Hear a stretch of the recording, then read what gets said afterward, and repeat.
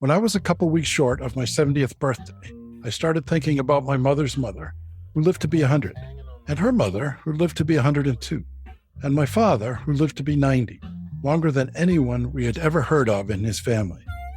I began to think that maybe our generation could be the first to routinely live to be 100. When I talked about this at family dinner one night, my granddaughter, who was 5, said, "What are you going to do for the next 30 years, Grandpa?" Hello, I'm Dr. Janet Price. And I'm Gregg Kaloust. And we are Oldish. And this is our podcast, Oldish. If you're oldish or know someone who is, please join us for conversations amongst ourselves And our special guests. about what it means to be oldish in the 21st century. If you ever wonder whether you're getting old, you're oldish. What are you going to do for the next 30 minutes? Hi, I'm Janet, and I'm oldish. Hi, I'm Gregg, and I'm oldish. Welcome to this episode of our podcast, Oldish, Conversations on Aging in the 21st Century. Today's episode is going to be in the series of episodes that we call the Dinking Game, which have a basis in the game of pickleball, but it's not just about pickleball. It's about how does pickleball relate to life and how can we take some of the lessons that we learn on the pickleball courts and apply them to our own lives and vice versa. Today's episode, we want to talk about the transition zone. In pickleball, the transition zone is the area between the back line where serves happen. You have to be behind the back line to serve the ball. And then much of the game is played at the kitchen line or the non-volley zone line up and toward the front of the court near the net. A lot of points are scored against people as they move through the area in between the back line and the front line. It's referred to officially as the transition zone. Unofficially, I've heard it called no man's land, because if you get caught there unprepared, a shot coming at you while you're in the transition zone unprepared is very likely to score a point against you, because it's difficult to react quickly there to a shot at your feet or over your head or off to the side if you're moving. And if you're moving through the transition zone, even a shot that comes right at you and you hit it squarely because you're moving, you put too much force behind your shot, and your shot frequently will either go into the net or will go long. So the transition zone is a dangerous place. There's a methodology to making the transition zone your friend, which is to plant your feet and get yourself in position to hit the ball partway through. So rather than wandering up through the transition zone, which I see a lot of people do, including me, rather than racing through the transition zone to get to the kitchen line, which I see a lot of people doing, including me, if you know that you're not going to make it all the way and get set at the non-volley zone, you should do something about getting yourself set on the way, because a shot's going to be coming back in your direction. So a very good technique for that is what's called a split step, where you basically, instead of running forward, you do a little hop and set your feet shoulder width. You bring your paddle into ready position. You look in the direction that the ball is going to be coming at you from, and you get yourself as ready as you can. You have a much higher likelihood of hitting the ball back effectively if you're in position to hit it and not moving and not off balance. Now, it turns out, and one of the reasons I wanted to talk about that, it turns out that that's true in life also. And if you've been listening to our podcast much, you know that Janet and I are both interested in Buddhism and in a kind of a Buddhist way of looking at the world. One of our favorite teachers is a woman named Pema Chödrön, and she talks a lot about the transition zone. She refers to it as groundlessness, where because the universe is ever changing, the world, your life is ever changing. Nothing is fixed. Everything is constantly in flux. The ground under your feet is never actually solid. but you can take steps to maintain your balance in groundlessness. And that really is the core, in my opinion, that's the core of Pema's teaching is methodologies to remain grounded or to at least remain in balance in a field of groundlessness. So that's what I think of the transition zone and how pickleball in this case relates to real life. So I know that you're familiar with both pickleball and Pema, Janet. So what do you think of that? I think it's such an exciting topic, and it's fun. You were talking about pickleball, aspects of pickleball reflecting our experiences in life, which I just want to give a little shout out to the book, Pickleball is Life, with Erin McHugh, who we actually had the pleasure of interviewing on the podcast, because pickleball is life in so many ways. And here's one of them. So I think about how do we handle being in a transition zone in our lives?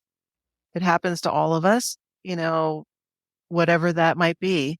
We're moving, we've got a new job, we're, wake up and feel grouchy, we're whatever it might be. There's so many transitions that go on in our lives, and we can feel non-grounded.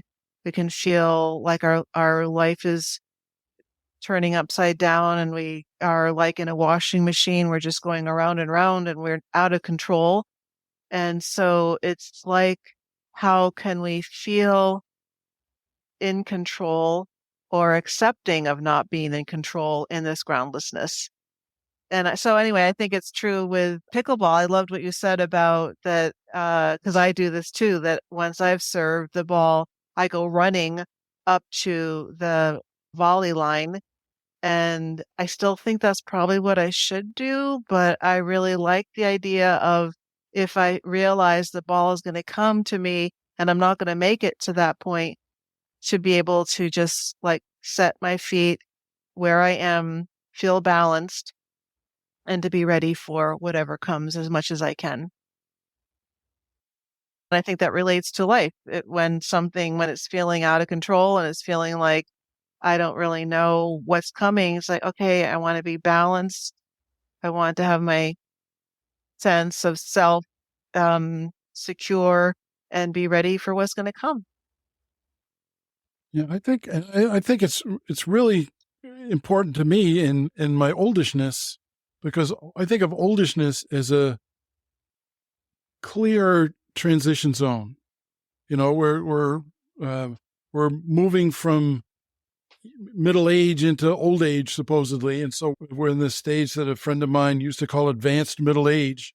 This oldishness, and for many of us, not for you yet, because you're still working, but for many of us, it's our working days are done.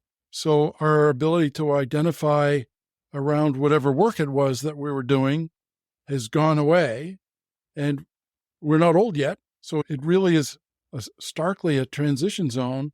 All of my life has been a transition zone. I just didn't always know that. I spent many years thinking that this is how things are, and I'm going to make this happen, I'm going to make that happen, or this is going on, or whatever. But it was never true. It was always a transition zone. But one of the things about being oldish is that I have more time to notice that I'm in a transition zone.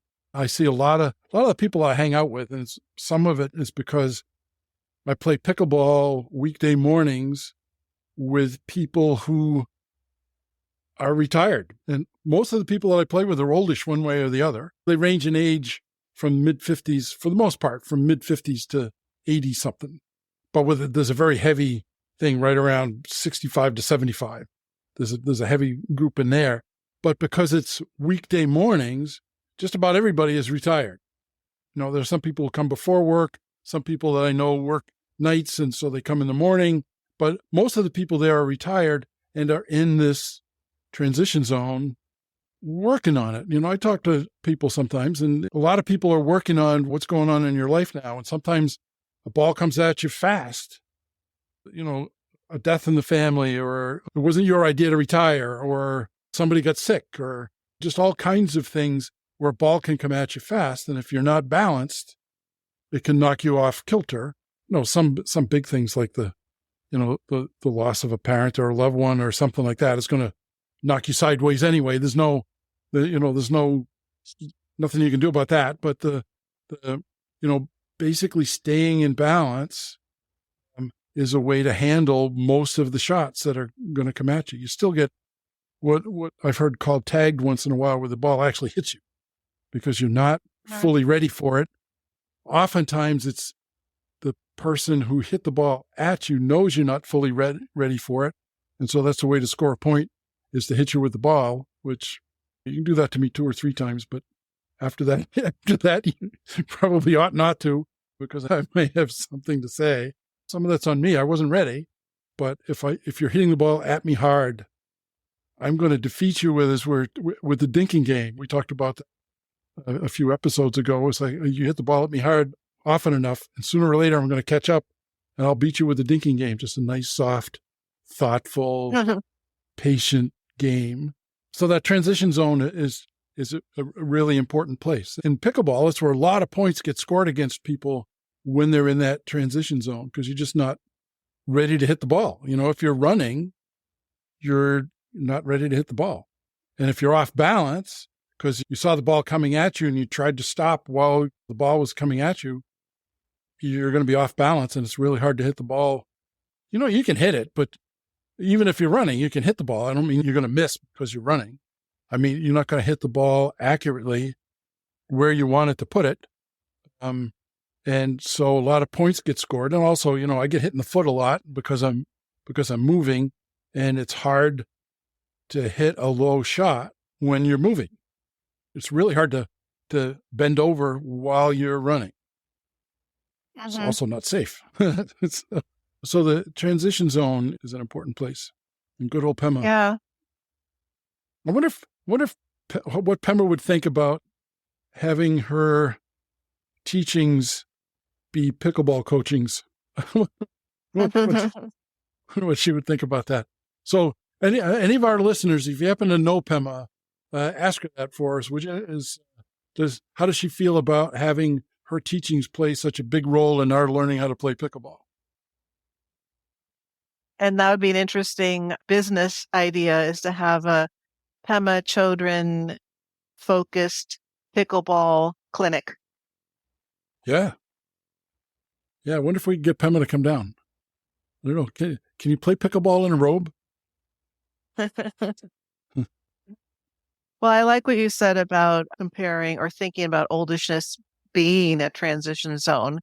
And I think that's one of the reasons why we wanted to start this podcast, including your friend talking about advanced middle age. I think that's one reason why we thought of the word oldishness.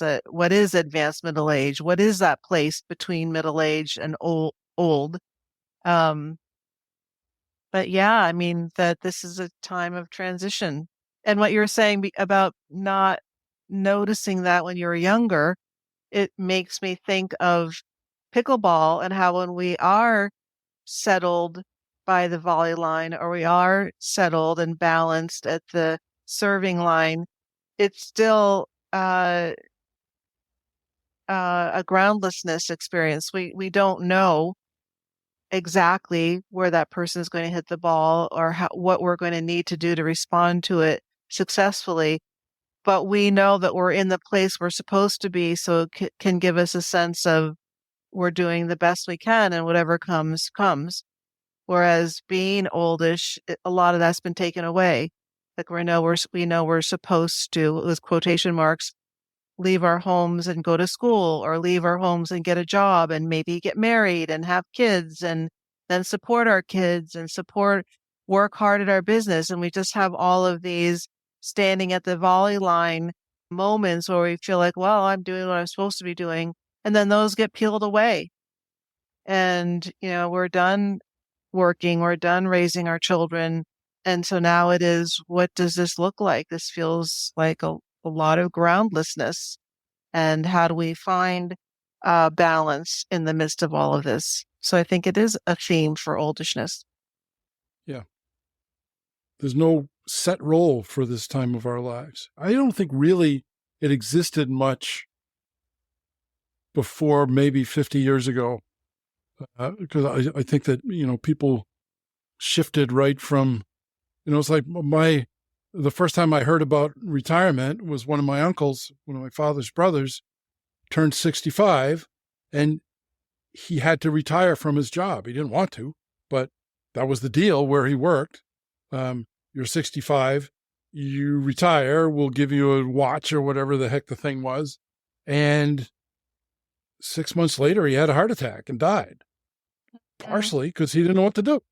He had gone to work every day for 45 years in the same place, raised his family, all of that. And, his role was to be an old guy, and old guys die. And that's what he did. I remember a whole lot of other people where what you're supposed to do after you retire is sit and watch television or something like that. I use that as a metaphor a lot, but I don't mean literally everybody sits and watches television, but there's nothing left. You're waited out.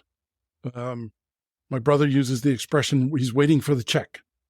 The meal's done. He's waiting for the check. Okay, but I think the world has changed. And so this life expectancy is longer than it ever was before. But the idea of retirement hasn't changed that much. So you've got this whole long reach of what do I do next? And it hasn't been around long enough for there to be, oh yeah, now that you're oldish, you're supposed to do such and such. Nobody knows. So it's even more groundless than it was before, and it explicitly groundless. Yeah, we don't know what to do next. I'm hoping that what we're doing, a lot of us, is working on buffing our lives up a bit. So which that's also one of the uses of pickleball is that the most successful pickleball players in the world of recreational pickleball anyway learn kindness and returning of kindness. When you start playing pickleball, you remember this, when you start playing pickleball, you don't know what you're doing, but other people are kind to you and they teach you how to do it. And they bring you along and they're encouraging. And so in our oldishness, we get to be kind. We get to learn kindness from other people who are kind. And then we get to pass on that kindness to other people that we're playing with. And so I don't remember any other experience in which for hours at a time, you can hear people praising each other in public. Over and over again, you hear, nice shot, great shot. Oh, that was great. Or, you hear that over and over again on the pickleball courts. And so we're kind of bathed in kindness while we're playing. Sweat and kindness. Isn't that lovely? And I guess the last thing I'll say is that being oldish, while it's almost equal to or the definition of transition zone, that it can be positive. And as much as it feels shaky and groundless. And I feel like that's one of the hopes of our podcast is that we can help people who are oldish feel some kindness coming their way about this is okay. You can do this. You can use this as a time to think about what do you want to do next in your life, or how can you move through this oldishness in a way that feels as positive as possible. And be where you are now and not so much about what's next, but just, be in this place. Mm-hmm. Yeah. Well, this has been fun. It has been. Yeah. It's almost like a nice, gentle game of pickleball when we talk. Kind of hit the topic back and forth to each other, and every once in a while we'll miss a shot, and every once in a while we'll make a good shot. Yes.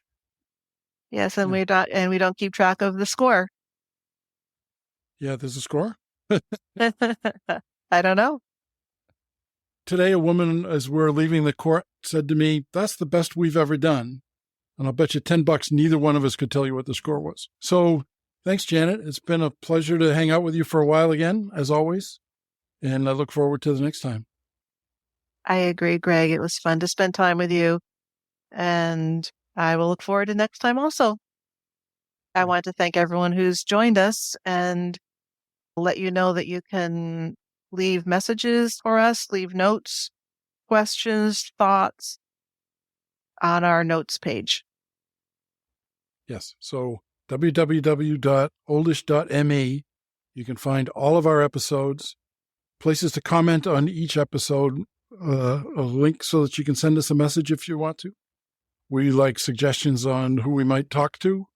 If you want to come and talk with us, suggest that. We've talked with a couple of people who sent us a note on our website and said we'd like to come on and talk with you. So there you go.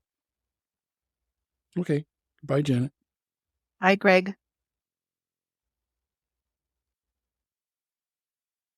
That's it for now. Thanks for listening. We enjoyed our visit and hope you did too. Don't forget to be in the ready position. I usually play outdoors. This means the rough surface really wears out my shoes fast. I just bought a new pair of Tyrol pickleball shoes, following the recommendation of my pickleball gurus, C.J. Johnson and Tony Roy. I love them. Lightweight, breathable, and sturdy.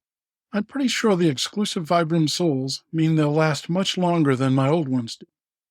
If you see me, ask me about my shoes. There's a link to Tyrol's website in our show notes and at www.oldish.me. If you buy a pair using this link, we get a small commission. You can leave comments or requests for topics or guests on this or other episodes at www.oldish.me. There's a link there too if you've wondered how you can help support our podcast. If you like what you heard today, please tell a friend and rate and review our podcast on Apple Podcasts or wherever you listen to podcasts.